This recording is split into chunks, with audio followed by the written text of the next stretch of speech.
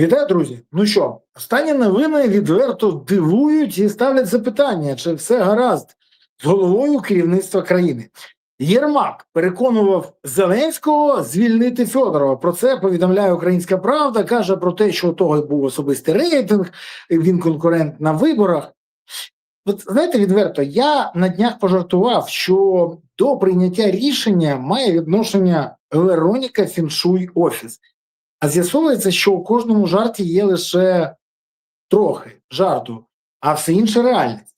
Бо, поговоривши зі злими язиками з Банкової, я отримав підтвердження. Так, дійсно, Єрмак переконував, і не один Єрмак, але знову ж, Єрмак, як один з аргументів, казав, що Вероніка дає свою рекомендацію.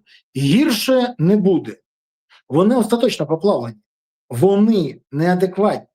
Але знаєте, мені хочеться сказати нашому президенту.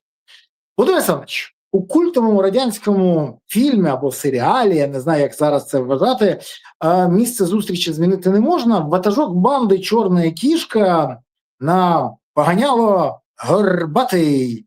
Пам'ятаєте? А тепер Горбатий. Я сказав Горбатий. Саме так Жиглов казав. Так от, він у виконанні геніального арт-менеджера Джигарханяна, який, до речі, бував у мене вдома неодноразово, бо товаришував з моїм батьком, і коли приїжджав на гастролі в Київ, то разом з Георгієм Малаковим, видатним художником, і вони приходили до нас. Це окрема історія. Але в цьому серіалі він каже: кабаки да баби доведуть тебе до Цугундера.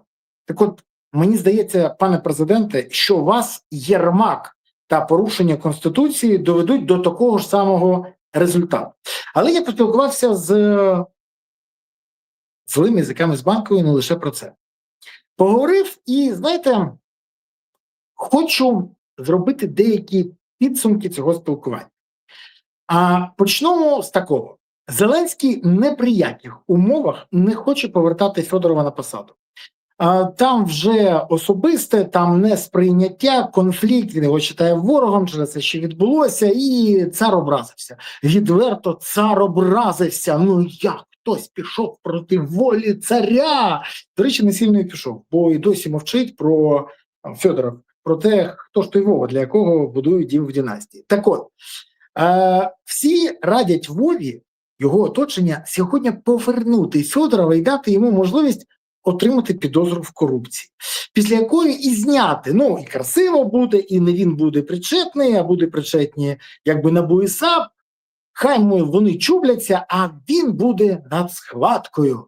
Красива історія, але у цьому бачить загрозу тому, що Міша може почати говорити у відповідь. Тому тут патова ситуація. Ну і плюс Зеленський не хоче його повертати. От ані край взагалі.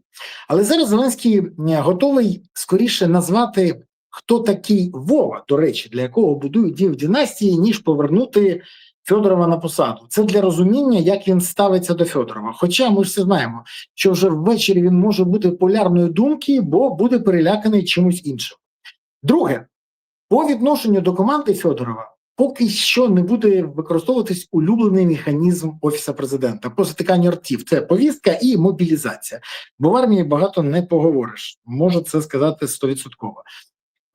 І тих, хто пояснив Зеленському, чому не треба це робити. Бо якщо б Яник свій час не розігнав з побиттям студентів на Майдані, то відверто, може, і далі жив би в Україні, навіть царював, а Зеленський далі виступав би сауні для цього самого Яника. Тому радять не провокувати.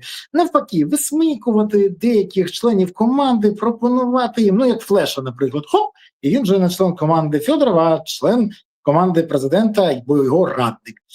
Бо зараз, якщо почати адресно це робити, про мобілізацію і повістки, то протест отримає додатковий імпульс. Як з побиттям студентів, пам'ятаєте, тоді в листопаді 13-го року. Тож, Вова бере паузу, кушає твікс і трохи згодом будуть гратися в зняття бронювання. Там багато про кого йде мова. Або спробують прикупити. Флеш же нормально пішов, чисто за моральну задоволення працювати з президентом. Вірю, розумію, до речі, навіть не каже вже нічого. Або от така ситуація. В Офісі президента давно вже це звели до примітивізму. Або і намагаються залякати, або намагаються купити. Ну, що сказати, по собі міряють. Протести. Тут найцікавіше. Це пункт 4. Протести будуть ігноруватися, але заважати їм не будуть. Навіть попри те, що Зеленський тупотить ножками і щось там хоче. Просто в оточенні Зеленського вистачає тих, хто пам'ятає, що буває, коли протест розганяють. Тому на Банковій сподіваються, що час, літо, сонечко і рутина працюють на них, і протести з часом розмовчаться. Там так кажуть, це окрема цитата. Та студенти, півко, гулько, сонечко, пляжики, та розійдуться. До речі, якщо б Янукович не розігнав студентів, а вони тоді дійсно розходились, це б погасло. І ті люди, які працюють сьогодні з Зеленським, добре це пам'ятають. Вони тоді були при Януковичі. Тому будуть намагатися перемикати увагу на інші питання. Успішне перемикання, до речі, з Єрмака, корупції, династії на питання потенційного нападу з Білорусі. Всі ж пам'ятають нещодавно, всі ж це вірили, всі ж говорили про це. Навіть коли я казав, що не слухайте ви маячню, всі експерти кажуть, нема там нікого, щоб напасти. Не вистачає ані сили, ані можливості, і у Білорусі нема такої армії. Але ж всі про це говорили і з таким серйозним виглядом.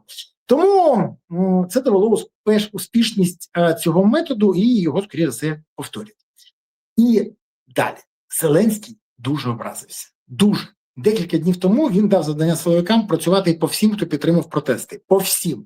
Інформаційно підтримав, публічно підтримав, особистою присутністю підтримав. Тому це тхне, до речі, путінськими та януковичівськими традиціями, але Вова хоче незабаром бачити результат. Поставлено завдання всім, хто з силовиків під його контролем. Бо хоче бачити справи, компромат та тиск по відношенню до тих, хто виступає проти царя. Цікаво, що і по мені теж була така рознарядка. Дана команда була окрема. Це так мі-мі-мі, тому що це дає можливість поговорити з нашими європейськими партнерами і моїми колегами про цю історію. Благо, що завжди є ті, хто розповідають не тільки про те, що відбувається, а ще й докази дають, бо все протоколюється. Ну і висновки робіть самостійно. Але головний висновок такий. Вові було лячно. Дуже лячно. Цей протест його перелякав ще більше, ніж протест рік тому. І він хоче помститися тим, хто примусив його відчути цей переляк. Він ображений. Але нічого змінювати в своїй моделі керування країною він не планує. І тому не хоче, і тому, що не може. Це одночасно така розтяжка. Бо він і нездатний, і неспроможний. І так буде до тої пори, поки на наступних виборах народ не змінить Вову на іншу людину, яка буде вести себе як державник, а не як шоумен. І, до речі, якщо змінять на шоумена, країні хана. В цьому я впевнений на 100%. Вибачте, інших варіантів в мене для вас немає. Тому завжди думайте, що робити. Бо за кожну помилку ми дуже дорого сплачуємо. Дякую, що подивилися, дякую, що поставили вподобайку, дякую, що прокоментували і поширили відео. Каналу потрібна ваша підтримка. Влада намагається закрити доступ до каналу і робить так, щоб це було як на Росії або в Білорусі, де до опозиційних політиків, які критикують владу і вказують на корупцію, доступу не було. Тому намагається. Щоб не втрачати можливість, не забувайте. Дивіться, якщо що, через VPN, якщо я зникну з поля вашої уваги. Або не забувайте все розробити, що я сказав. Це допоможе і каналу, і вам не втрачати контакт зі мною. Ну і головне, підтримуйте ЗСУ, допомагайте ЗСУ, донатьте на ЗСУ, приєднуйтесь до ЗСУ. Бо ЗСУ – це єдина сила, яка дійсно є запорукою того, що у України є майбутнє. Тож, гуртуємось навколо потреб ЗСУ, щоб у України було гідне майбутнє. Дякую вам. Па-па.